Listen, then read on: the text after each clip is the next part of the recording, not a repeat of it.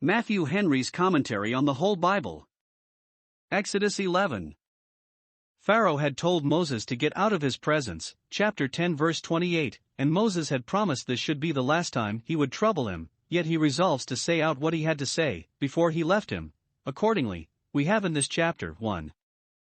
The instructions God had given to Moses, which he was now to pursue, verses 1 and 2, together with the interest Israel and Moses had in the esteem of the Egyptians, verse 3. 2. The last message Moses delivered to Pharaoh, concerning the death of the firstborn, verses 4 to 8.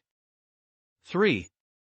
A repetition of the prediction of Pharaoh's hardening his heart, verse 9, and the event answering to it, verse 10.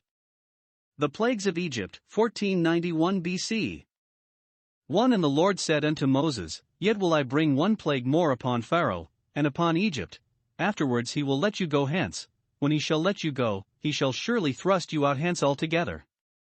2. Speak now in the ears of the people, and let every man borrow of his neighbor, and every woman of her neighbor, jewels of silver, and jewels of gold. 3. And the Lord gave the people favor in the sight of the Egyptians. Moreover, the man Moses was very great in the land of Egypt, in the sight of Pharaoh's servants, and in the sight of the people. Here is 1. The high favor Moses and Israel were in with God. 1. Moses was a favorite of heaven, for God will not hide from him the thing he will do. God not only makes him his messenger to deliver his errands, but communicates to him his purpose, as the man of his counsel, that he would bring one plague more, and but one, upon Pharaoh, by which he would complete the deliverance of Israel, verse 1. Moses longed to see an end of this dreadful work, to see Egypt no more plagued and Israel no more oppressed. Well, says God, now it is near an end. The warfare shall shortly be accomplished, the point gained. Pharaoh shall be forced to own himself conquered, and to give up the cause. After all the rest of the plagues, God says, I will bring one more. Thus, after all the judgments executed upon sinners in this world, still there is one more reserved to be brought on them in the other world, which will completely humble those whom nothing else would humble. 2. The Israelites were favorites of heaven, for God himself espouses their injured cause, and takes care to see them paid for all their pains in serving the Egyptians.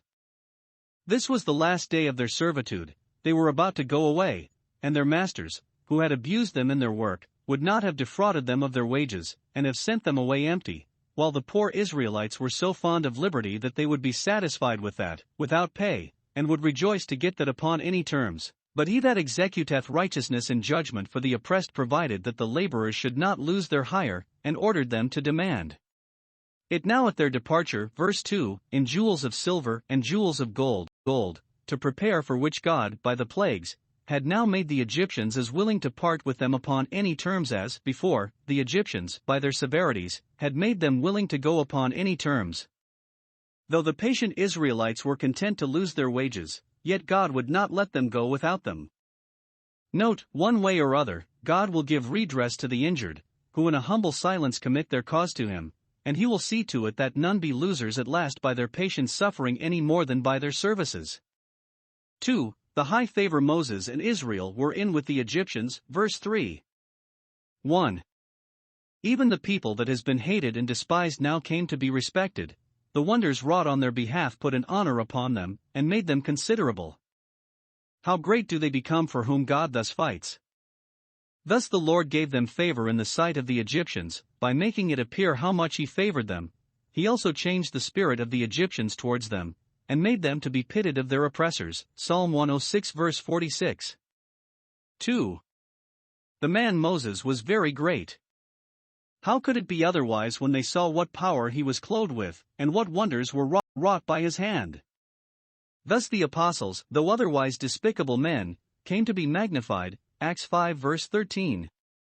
Those that honor God he will honor, and with respect to those that approve themselves faithful to him, how meanly soever they may pass through this world, there is a day coming when they will look great, very great, in the eyes of all the world, even theirs who now look upon them with the utmost contempt.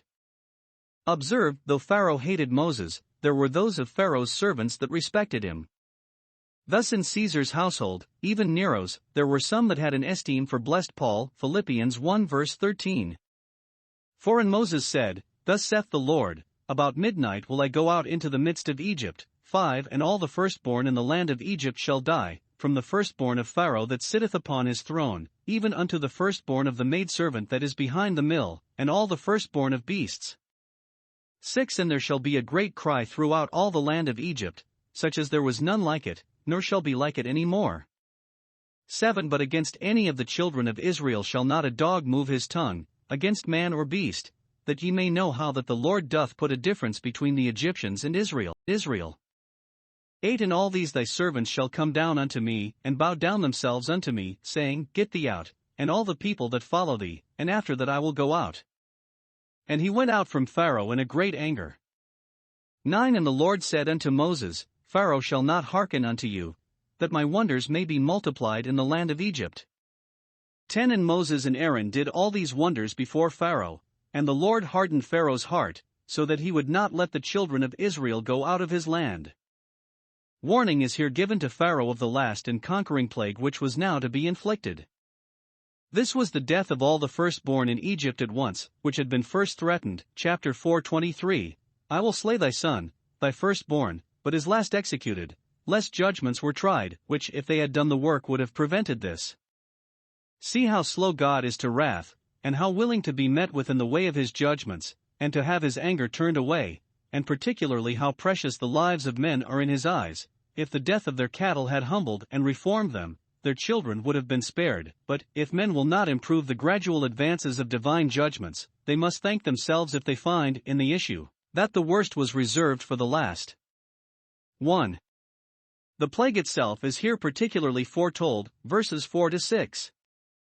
The time is fixed about midnight, the very next midnight, the dead time of the night, when they were all asleep. All their firstborn should sleep the sleep of death, not silently and insensibly, so as not to be discovered till morning, but so as to rouse the families at midnight to stand by and see them die. The extent of this plague is described, verse 5. The prince that was to succeed in the throne was not too high to be reached by it, nor were the slaves at the mill too low to be taken notice of.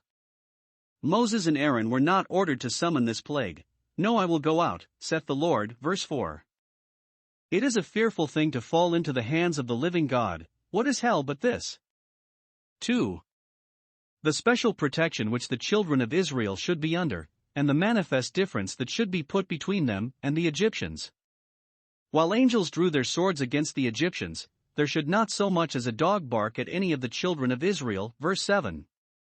An earnest was hereby given of the difference which shall be put in the great day between God's people and his enemies.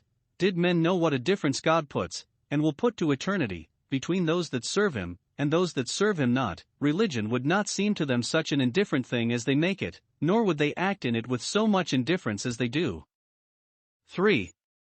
The humble submission which Pharaoh's servants should make to Moses, and how submissively they should request him to go, verse 8 They shall come down, and bow themselves.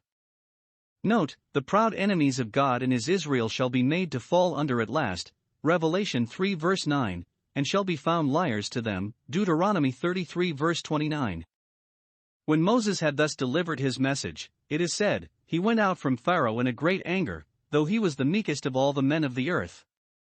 Probably he expected that the very threatening of the death of the firstborn would have induced Pharaoh to comply, especially as Pharaoh had complied so far already, and had seen how exactly all Moses' predictions hitherto were fulfilled.